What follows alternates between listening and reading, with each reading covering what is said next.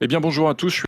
Good afternoon to all. I'm delighted to see you for this new debate of this symposium. Our theme is Civil Society Will Reshape the Rules of Political Game. I'm Renaud. I'm a journalist at franceinfo, and I'm delighted to moderate this discussion.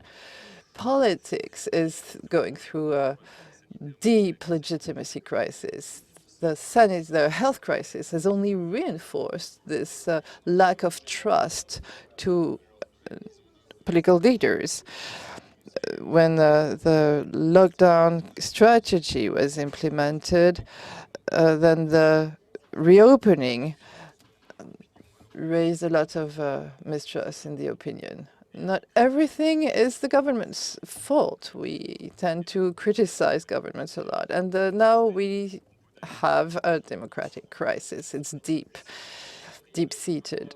According to a survey by Civipof in April 2020, 70% of French people think that they do not, the government doesn't ask their opinion often enough. They expect power to be more effective and more open. There's a desire for participative democracy. This defiance of the public is spectacular. We can see the number of abstention in the recent elections. So governments are looking for solutions. They are coming up with new tools, such as the Citizens Commission for Climate that issued their report recently. Trade unions also are challenged. People are criticizing them.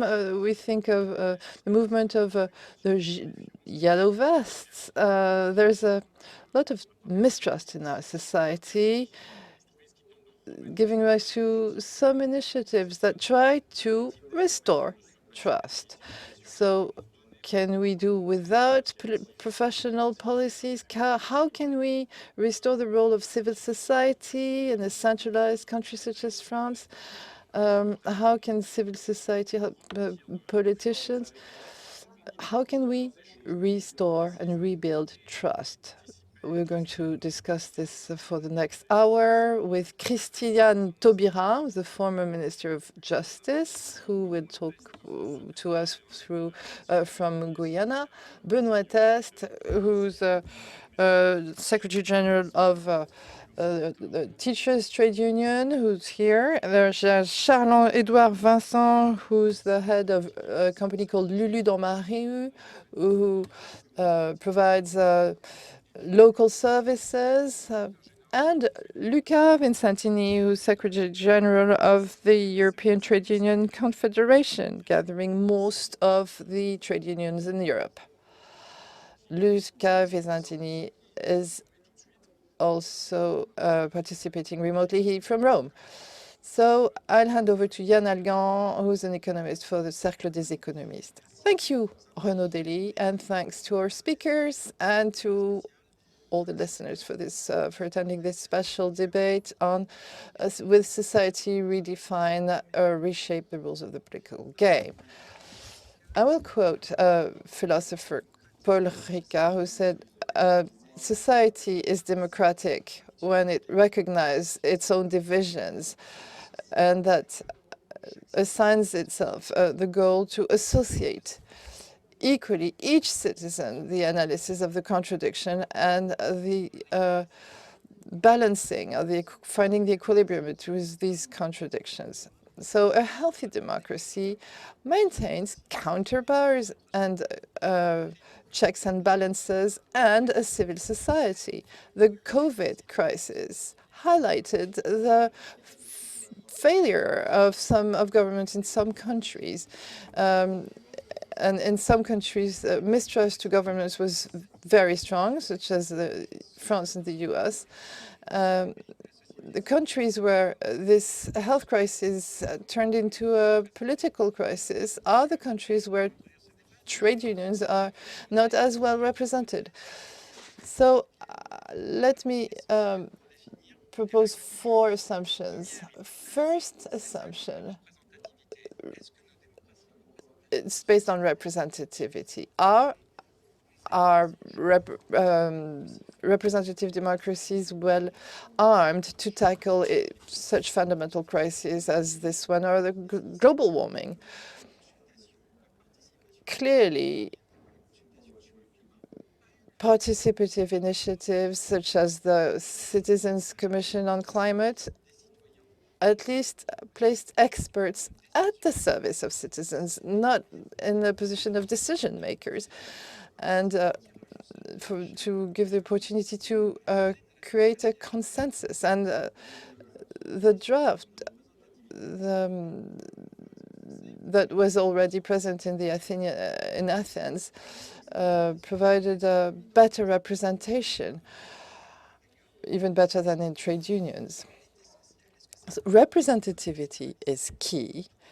Can such consultations be held in all the other fields, for example? That's one of the questions that we're going to tackle in this debate. The second assumption on the role of civil society is, can we build trust and proximity?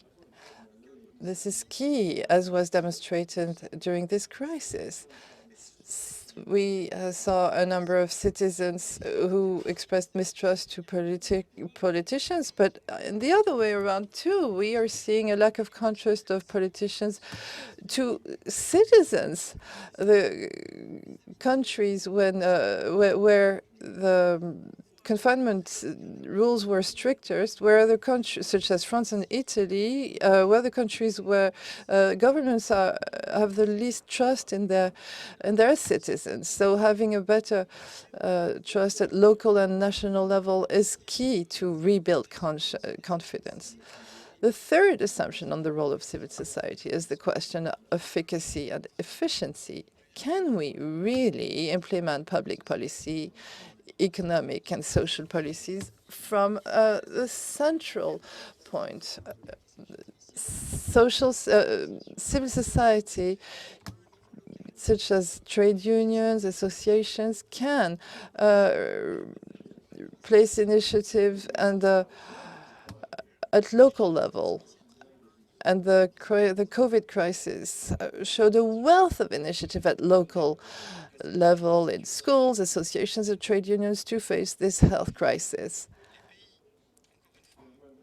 And once again, countries where trade unions were not as well represented and where the quality of socio-professional relation was poor were the countries that had the most difficulty to face this crisis and also possibly to reopen. One of the major assumptions why France is having a hard time reopening economically is because there's a lack of trust, contrary to, for example, Germany.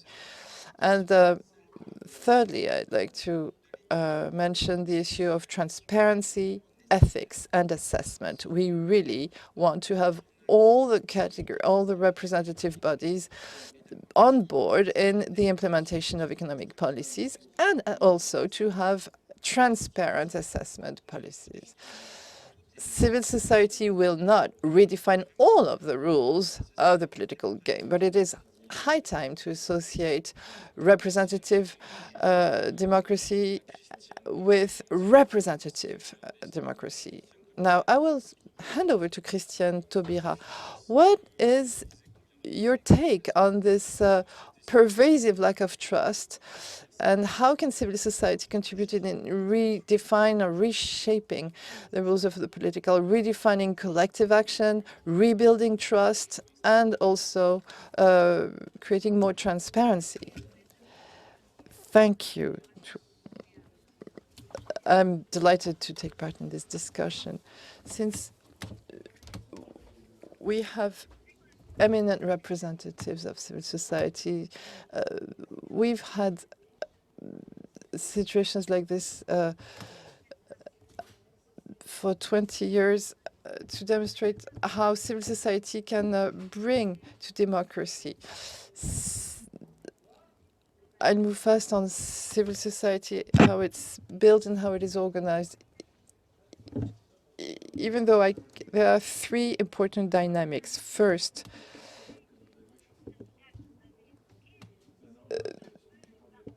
trade unions are a special part in civil society. They're social partners. They are part and parcel of the institutional architecture. Associations have another role, other functions, and another kind of weight, but they also are partners and interlocutors. There's another dynamic, which is that of civil society that structures itself differently for different causes. We saw Nuit Debout, we saw Occupy Wall Street, there's the Hirak in Algeria, the movement that led to the deep transformation of Tunisia. They had 4 leaders. And the reason why I'm mentioning these movements is that they are very different. And there is a dividing line between, on the one hand, those that start from a cause and organize themselves. We can have the false impression that there's very little discipline, but it's very well disciplined. But it opts for they refuse any leadership and organization, and they led to being dissolved. But on the other hand, there's the Jasmine Revolution in Tunisia. These movements at one point choose to transform and to give themselves leaders. And of course, there's a loss that comes along with this because they get closer to the model of either political parties or associated organized associations, and they give themselves spokesperson. Civil society organizes itself through these 3 dynamics, and the third is civil society presenting itself as a pole, a center faced with the center made of faced with the government on one hand and the market on the other hand. Civil society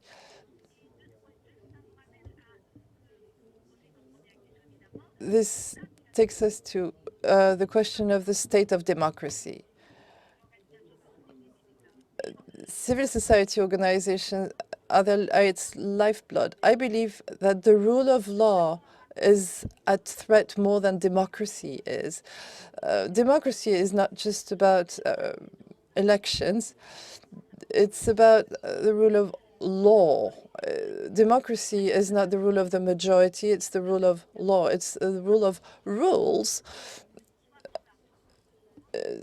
There are different times, 2 different ways to rule. It's either force or law.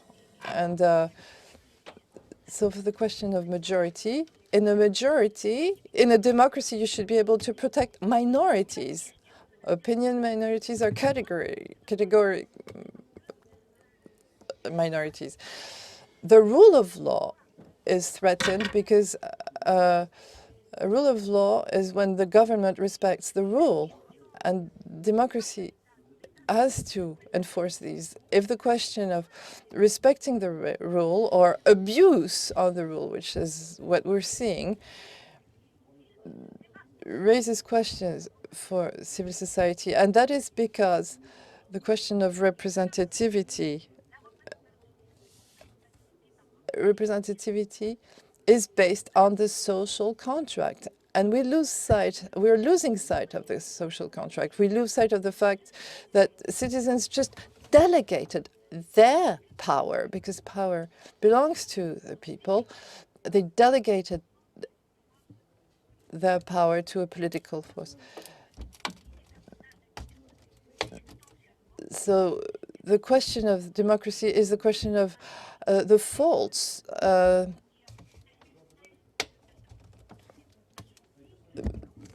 How our democracy is being confiscated by interest groups, by people who are promoting their own self-interest and who are distorting the decisions that political powers must find between contradictory and antagonistic interests.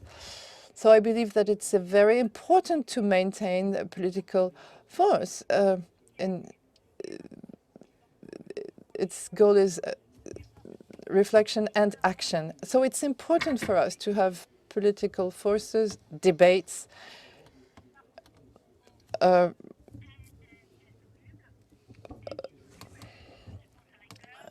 thinking of Paul Ricoeur and another German philosopher.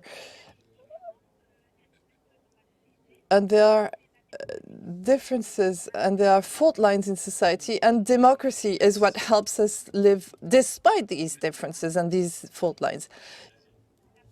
Given the consequences of the pandemic, which highlighted the major problems of our societies in sociological representativity, with a reverse relation with social use, between social use and compensation. The fact that there are no checks and balances, no procedure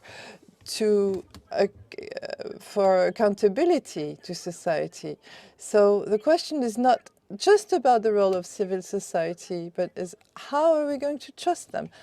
Now that we've understood that we live in a close-knit world, now that we've understood that inequality are pervasive and unacceptable, and that the world is a common place that we jointly own with common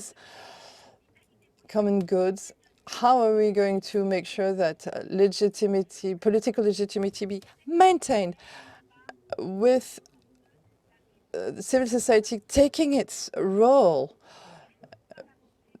so that political life be constantly, continuously irrigated by what happens in the field and by general interest?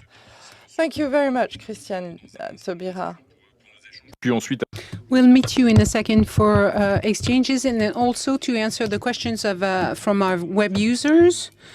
Let me hand the floor to the representative of another sector or another player in this civil society. That is the union trade. Benoit TESTE, your General Secretary of FSU. And we saw this wave of decentering and disengagement. Christiane TAUBIRA was explaining how the social contract had been forgotten in the functioning of politics, and how it needed to be irrigated by civil society and a redefinition of what unites us. So you're one representative of the union trades, and it's been hit by this wave of mistrust, which you probably are affected with. Yes, thank you. Thank you for your invitation, and thank you for the quality of the discussions with very interesting problematic. And to answer your question, of course, trade unions are faced with the question of representativity. And the question asked is that of democracy, eventually, and it is asked to the trade unions, but also to society at large. The question is, do we want a representativity of the employees that is solid, and it concerns the organization of powers and society at large? So unionism, to me, is the power defending social utility of employment. And the sanitary crisis revealed some capacity, some devotion of the workers and the social utility of their work. And it would be nice to shape this, to transform this into aware speeches, because we talked about teachers, people working in mass retail or taking care of wastes. So to be aware of these strengths is probably a new challenge after the sanitary crisis. Now, concerning what you said, well, of course, it's very difficult to represent the world of the employees because it's fragmented much more than it was before. You talked of the yellow jackets, and they were away from corporations where we have more unions. There was a series of populations who deemed they were excluded and had difficulties finding structure. So they wanted to come back to collective thinking, but thought that the unions would not allow them to.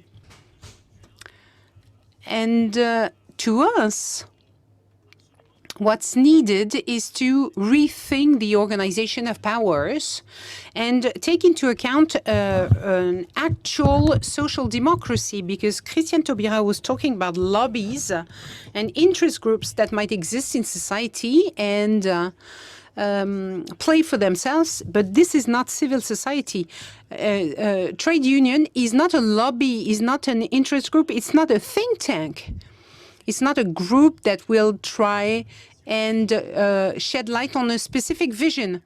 So it's not about defending corporations or categories. It might be a deviation of unionism. But the idea is to transform society through employees' activity. Because then the prospect would be better for unionism. Because if you transform employments, then you transform the world. We saw that with the retirement pension reform, because unions were accused of defending statutes. It was the case for RATP, SNCF, teachers, national education at large, and several employees. And the powers said we were defending the interest of people that were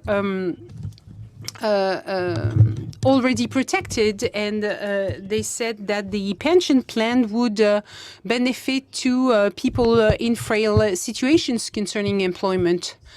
But we are really astonished by such a speech, because that's not true. When you have a frail career, it's very difficult to survive. So what was interesting is that we were accused of only defending structured professions. So, of course, I asked myself several things.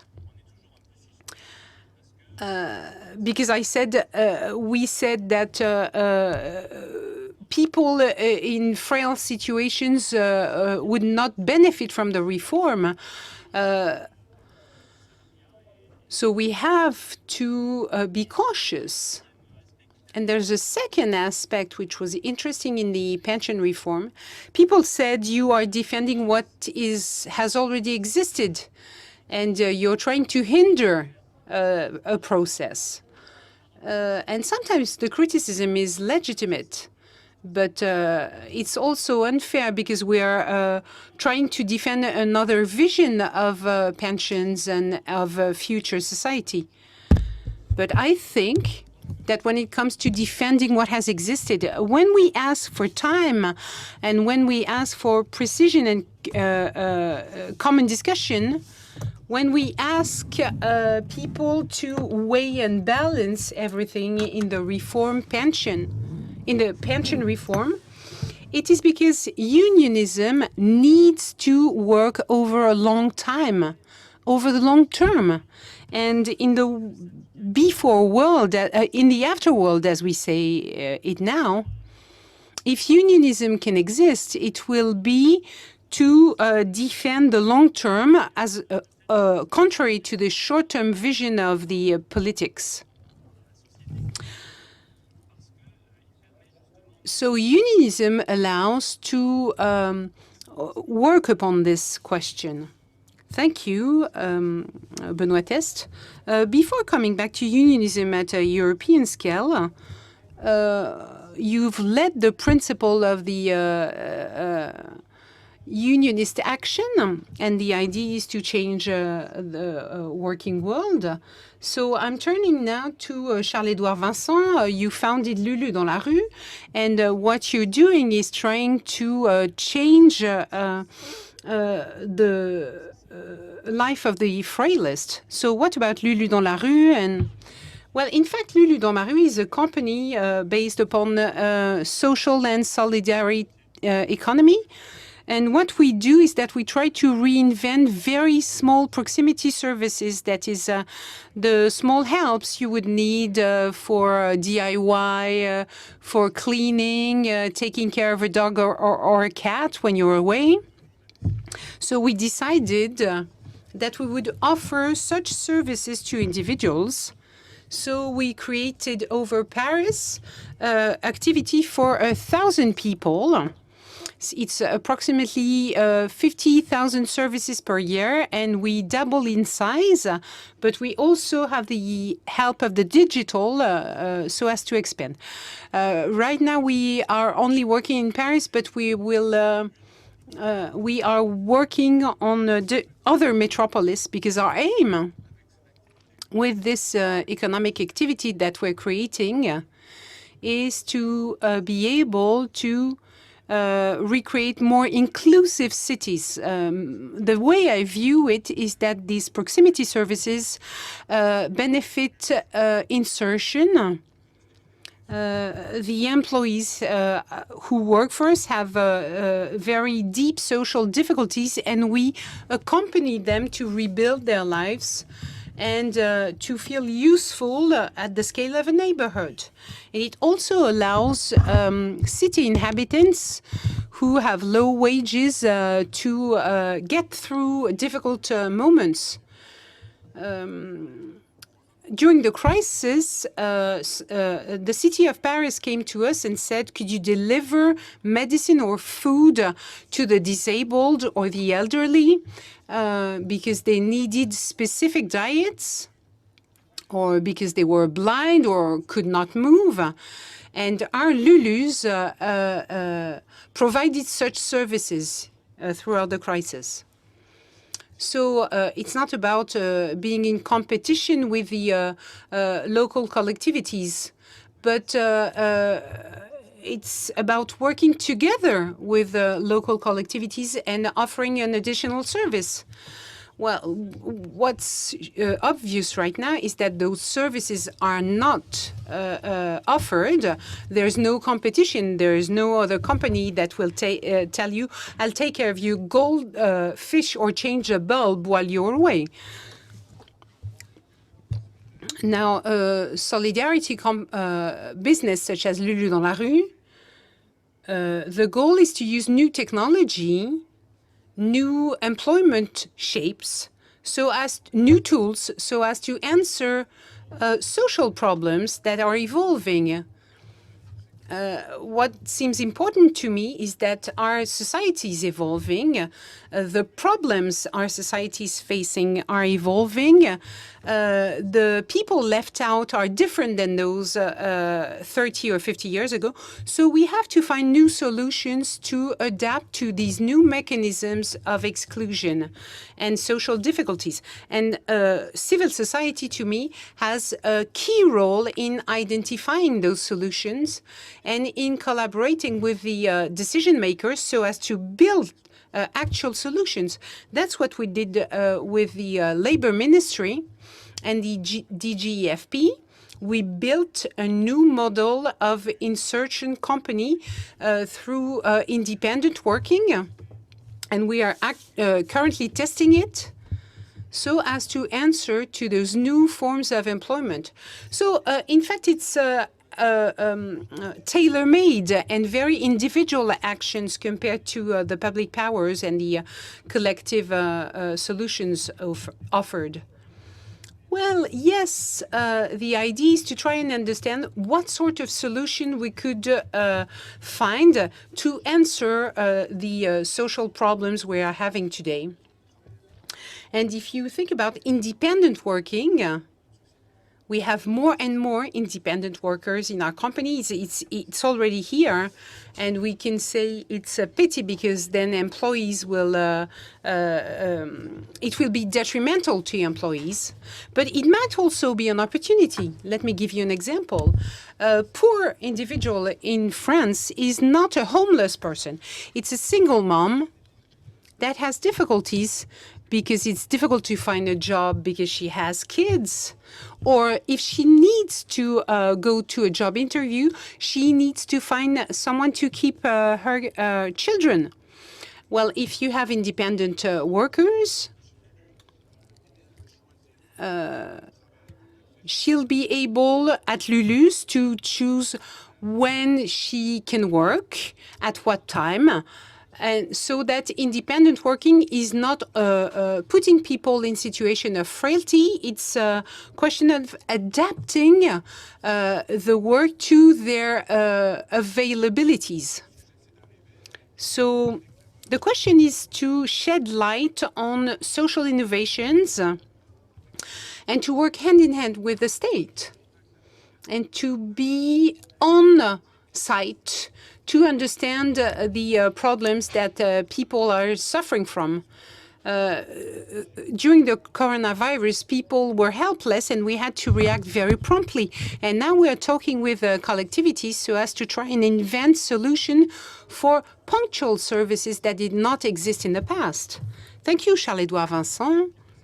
In fact, we were talking about those individualized solutions, but we'll expand our focus to the European level with Luca Visentini. You're the Secretary General of the European Trade Union Confederation, gathering dozens of trade unions across Europe. You're in Rome. This isn't the first time the continent is faced with a health crisis. Well, this one is entirely new in our recent history, but it is paired with an economic and social crisis that is only starting. But it's not the first time that Europe is faced with such an economic and social crisis.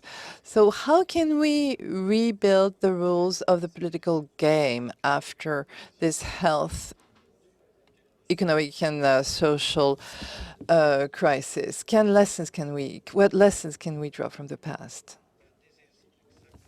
Good afternoon to everybody. The point is that we need to avoid to repeat the mistakes of the previous crisis, because we still remember what happened with the financial crisis a few years ago and the disasters that the policies that have been put in place at that time have created, not only on our economy, on our public budgets, but particularly on our civil societies, on our workers and citizens. As I said, I mean, civil society were the most affected by the previous crisis, and they are also the most affected by the COVID-19 outbreak. Just let's think about citizens that have been affected in their health and personal liberties, workers affected in their health, for those that have continued to work in the hospitals, in the transport, in the essential services, but also those affected in their jobs, because they have lost their jobs because of the corona crisis, and companies, businesses that have been threatened by the crisis, in some cases even killed by this outbreak. So the real point, if we want to rebuild trust, is not to repeat the mistakes we have made after the financial crisis, and also that we cannot accept that wrong policies are again imposed to all of us in the European civil societies. This time, civil society and social partners, so employers and trade union representatives, together also with the local communities that are also crucial, must be involved in the design and implementation of any kind of measures to respond to the emergency and to rebuild our economies and societies. And we have also to warn the politicians about the fact that involvement doesn't mean mere consultation. It means that the voice of civil society must be heard and must have a real concrete impact on their policies, because this is the only way to avoid the wrong recipes of the past. We all remember austerity, cuts to public services and social protection that now have created the non-resilience of our healthcare sector, for instance, worsening of wages and working conditions, rise of inequalities and social exclusion that we still pay, and attacks even to rights and democratic values coming from the previous crisis. These wrong recipes are at the origin of the rise of populism, xenophobia. They have created major mistrust among citizens towards politicians and have undermined the European project and the values of democracy. So we have really to learn the lesson from the COVID-19 crisis, and now is the time to build a more sustainable economic and social model for Europe. Such new model must be based on environmental just transition, of course, on innovation and digitalization at the service of people, on strong public services and universal social protection, but also on sound citizens and workers' rights. Environmental just transition.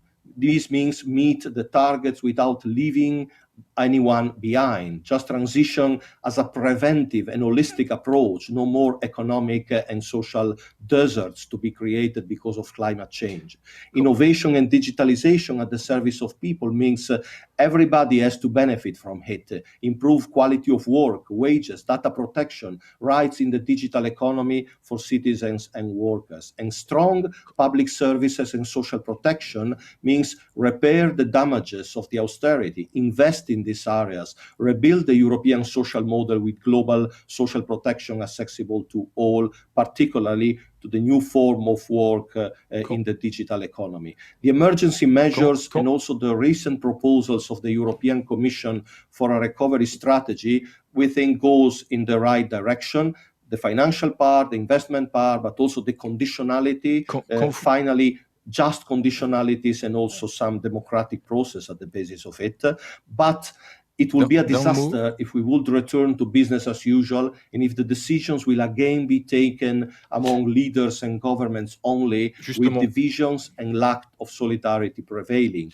Democratic accountability is essential. Only civic and social dialogue can ensure this accountability, and civil and social dialogue, together with democratic rights, economic and social rights, have been severely under attack during the last COVID-19 outbreak. So build new practices for proper involvement, for proper dialogue.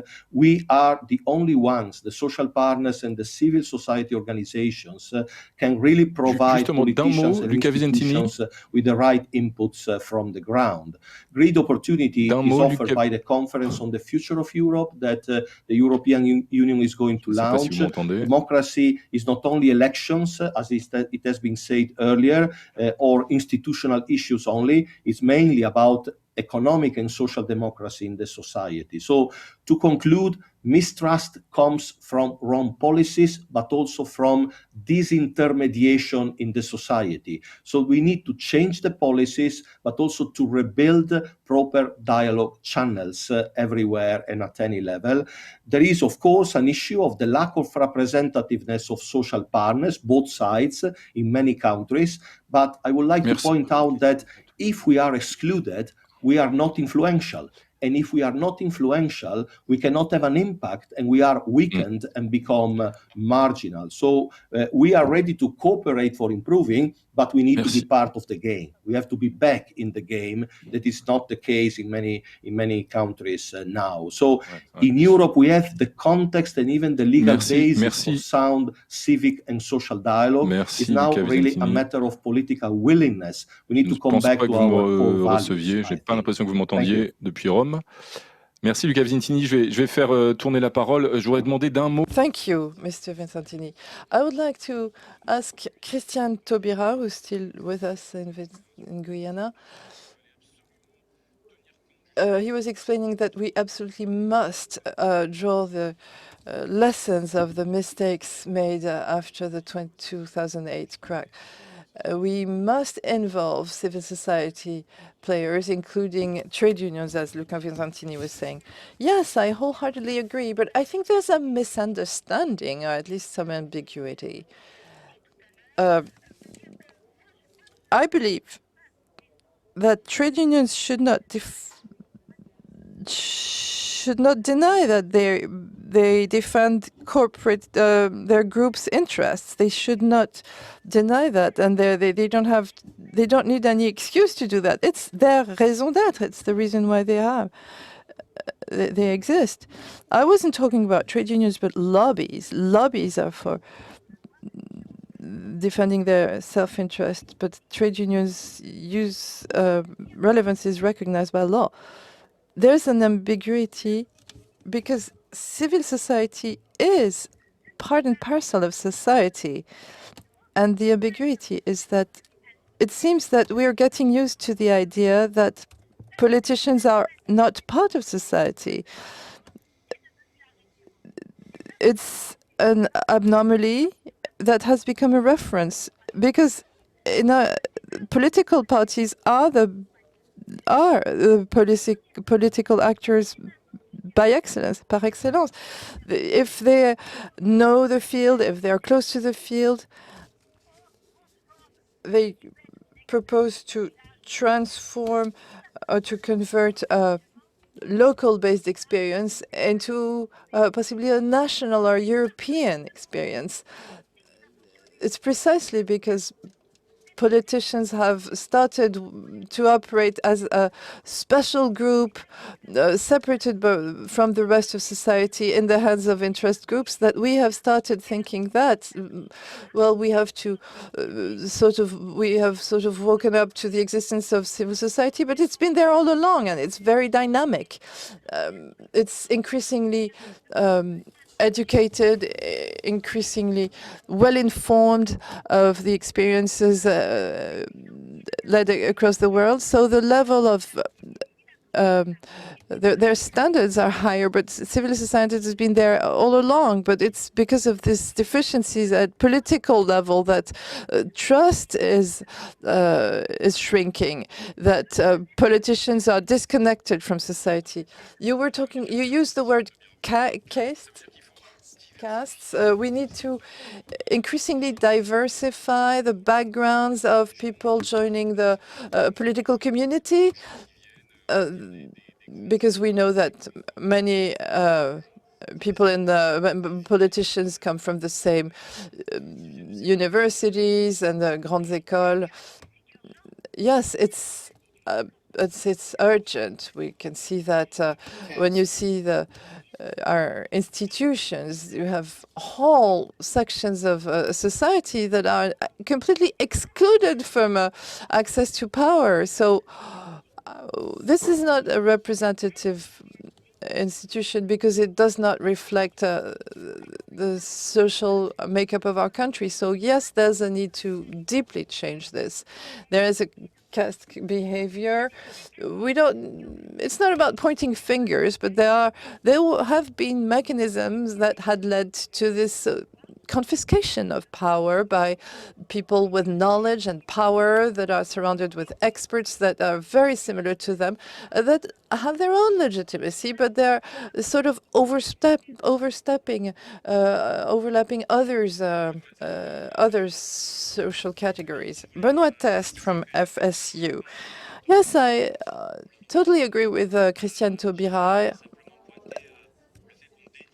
but I said that we denied that that some people said that trade unions do not defend the general interest, but that was something that is sometimes heard, but it's not what I think. But for retirements, the pension reform, we have managed to thwart this attack, and I totally agree with what Christiane TAUBIRA was saying a while ago.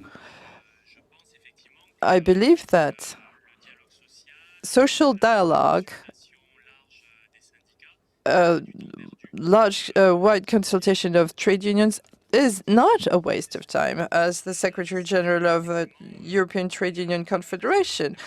It's democracy at play. Some people are pretend that they wish trade unions would be more powerful, but they are, such as Emmanuel Macron. He seems to have a desire to disconnect trade unions from the field and to present them as commentator of politics in general. So they like transform them in think tanks or political lobbies that just communicate. That's not what trade unions are about. Well, is this just coming from the government, or isn't there something that comes from trade unions themselves, a loss in legitimacy of representativity, which cause political leaders to question your legitimacy? No, well, yeah, it goes both ways. There, what you mentioned, centralization or centralism, the fact that there's nothing between government and individuals. When you have weakened civil society. So that's an issue for us. It's a concern for us. And I'm telling you, we are working at it. We're trying to... There are issues about horizontal dimensions and vertical dimensions in terms of how mandates are designed and how all workers should be covered. Yes, indeed. It's not a good thing that we, FSU, do not cover people who don't have tenure, that we do not cover people who are, who are not covered by schemes. Benoit Test, yeah, you're the Secretary General of FSU. Charles-Edouard Vincent, you are the Director of Lulu dans ma rue. You present two different initiatives. In Lulu dans ma rue, Charles-Edouard Vincent, you were highlighting that you were offering mechanism to reintroduce people based on independent work. And you at FSU, you were saying that due to the emergence of independent workers, trade unions were not as representative. So can your two worlds be reconciled? And Charles-Edouard Vincent, your initiative, is it aimed at reintroducing people on some specific sectors, or can it be generalized to the whole economy? Yes, undoubtedly, it's something that can be generalized. And I see myself as a social innovation laboratory more than a private initiative. This is the reason why I'm working closely with the French government, the DGIFB, DGCS, bodies that will delineate job policies and social cohesion policies of tomorrow. Now, on the question of how to work with trade unions, before creating Lulu dans ma rue, I worked with Emmaüs and the homeless. We created mechanisms that allowed the homeless to build back their life because they first worked for a very small amount of hours and then more. And those mechanisms are taken up by the state. But the thing is, in fact, I'm taking care of people that are totally unseen. So it's important to advocate employment, but we also have to take care of the left outs. So at one point, we will need to discuss with the trade unions. For example, social protection of the independent is a key subject. And I didn't have any proactive discussions with many unions so far. So we have to work on those issues. And I must say trade unions did not come to me to talk about such issues. But what I would like to do is to manage and build solutions for tomorrow. We can't say independent work has to disappear because it creates frailty. It can also help some people in specific circumstances. And it's useful for many people. So we must try and not destruct it. I totally agree with you, Charles-Edouard. We have to move forward. And we shouldn't say independent work is not good, because it's not only about employees working under statutes. When I was talking about general interests, what I meant was to try and expand the collective safety at large. Of course, we're only talking right now, and I know we're not very present. And of course, my union is one of focusing on public federations. But many unions are working on the Uberized workers, but it's quite difficult to create such local structures. So yes, there's an ongoing reflection on such issues. Okay, we have less than 10 minutes for the debate, so I'm going to take questions from the internet users. For Luca Vincentini, we were talking about fragmentation in the work area. What about a social European contract? Because it seems to be in danger right now. How to manage to create an actual intra-European cohesion, especially when the market, the working market is more and more Uberized or fragmented. What are the tools you could use for such a task? This is, the first and most important front for our action at the moment as trade union movement at the European level. And what the colleagues were mentioning regarding independent workers and the need not to fight against independent work, but on the contrary, to protect them, even imagining new types of protection is exactly what we have to concentrate on. By the way, there are two very easy examples to be made in this respect at the European level. We fought and negotiated for a European directive to extend universal access to social protection also to self-employed and independent workers with the previous European Commission, the Juncker Commission. We didn't succeed to have a directive, so a binding legal instrument, because of the opposition coming from the employer organizations on the one side and from some governments on the other side. They didn't want to grant universal access to social protection while we were pushing for that. But anyway, we have a recommendation now. It's already something that can have an influence on the ground at the national level. And the other important element is the initiative that is under discussion at the moment at the European level for fair minimum wages for everybody.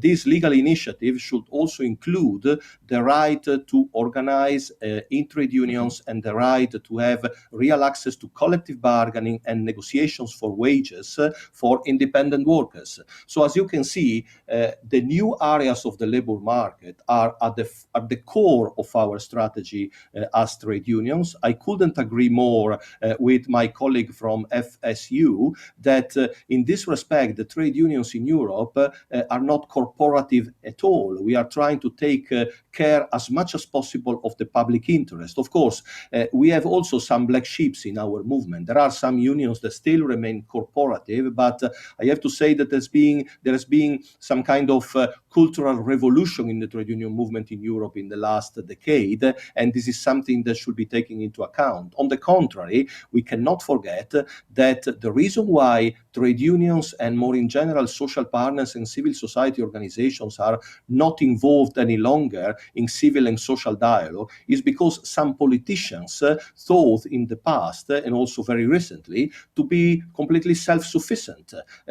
we cannot forget what happens in Hungary, in Poland, but to be very frank, also in countries in the West, like France and my own country, where politicians had this propaganda that intermediate bodies in the civil society are useless because the politicians represent all citizens, so they don't need to have a dialogue with the bodies representing the civil society. This is a really wrong approach. So, of course, we have to be less corporative, but at the same time, we need also to keep the dialogue working, because this is the only way to keep our society united and also in a cohesion situation.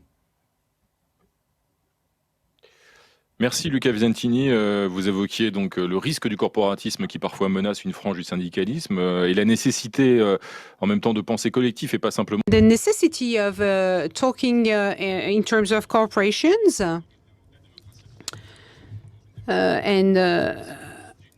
there's another question from a viewer that, and I'm going to turn to Christiane TAUBIRA, because you were talking earlier, Christiane TAUBIRA. You talked about a tendency of the politics to be a caste. So a viewer is asking, to come back to our title, Civil Society Will Reshape the Rules of the Political Game. Wouldn't it be possible to take it the other way around? Would the political world be ready to be reshaped by civil society? And the viewer says that, in his opinion, the idea that the government would lose control is quite strong. Well, this is the truth in any democracy. And when we think of the collective episodes we've lived through, and France is a democracy, but we have institutions that are so strong that they tend to neutralize plurality and opinion diversity and counterpowers. So the stability of the central power is not questions. So what I'm saying and what I wish for, because the power remains the power, let's not be dreamers. Civil society won't govern the country, but we have to avoid instrumentalization of civil society. As we saw in the last elections, we had so many candidates from civil society. They were great individuals, but they were not always able to be part of institutions. So those members from civil societies were more easy to manipulate somehow. So I think that we must have the citizen to conquer the political field, and that the decision maker. Yeah, we're reaching the conclusion. Just one question. Could this be used through citizen conventions that we saw being implemented concerning the climate, that is citizen chosen at random on a specific theme? Do you think this is useful to regenerate democracy?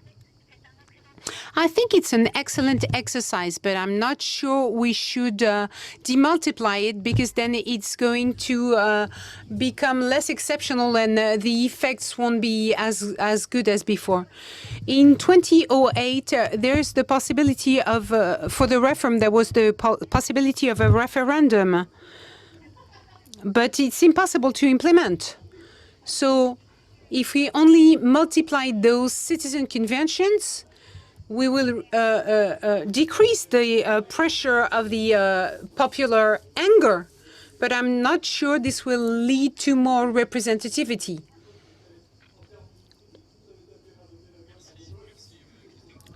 Thank you, Christiane TAUBIRA. This will be the last word for our debate. time flies by and we have such a dense program that we have to stop here. Thank you to all the speakers, Christiane TAUBIRA, Luca Visentini, Charles-Edouard Vincent, and Benoit TESTE. And thank you to Yann ALGAN, who was with me throughout this session. Thanks a lot for your participation in the debate. Thanks.